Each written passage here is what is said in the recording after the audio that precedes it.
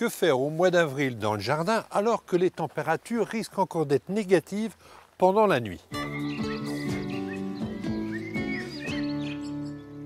En avril, ne te découvre pas d'un fil. Si cet adage est valable pour toutes les plantes gélives, on peut quand même sortir certaines plantes, comme les plantes méditerranéennes.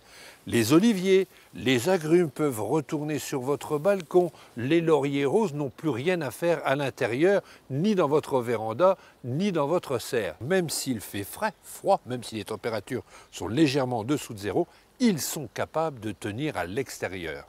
Puisqu'il est encore trop tôt pour planter ces fleurs annuelles sur le balcon, il y a encore des risques de gel, eh bien profitez-en pour planter des plantes aromatiques comme la sarriette, du thym panaché. Vous avez différentes variétés de thym, du thym citron. Vous pouvez y mettre aussi de l'origan, de la menthe, le persil en pot que vous trouvez actuellement dans les jardineries, et puis pourquoi pas du thym ordinaire.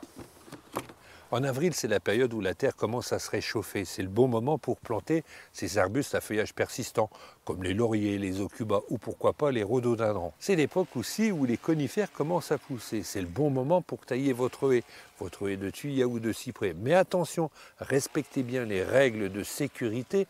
Munissez-vous d'un casque si vous avez un taille-haie à moteur. Mettez des gants de façon à ne jamais vous couper. Et puis une règle à respecter aussi, rabattez vos haies à 2 mètres d'auteur pour être toujours en conformité avec votre voisin.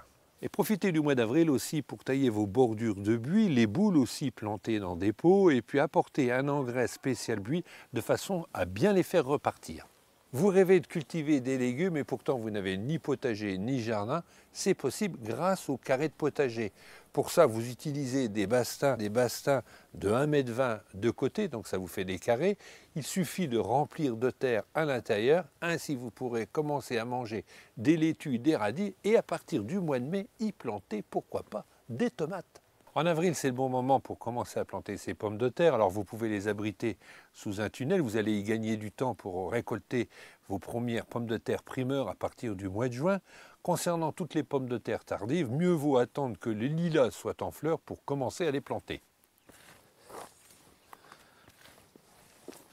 Profitez du printemps pour faire vos découpes autour de vos arbres. Ça vous permettra déjà de ne pas abîmer le tronc des arbres au moment où vous allez tondre et vous allez surtout gagner du temps. Si votre pelouse a triste mine, si il y a des manques, pourquoi ne pas dérouler du gazon? Vous allez y gagner en temps puisque au bout de quelques semaines, vous allez déjà pratiquer vos premières tontes. Et puis on va terminer notre mois d'avril avec les repiquages.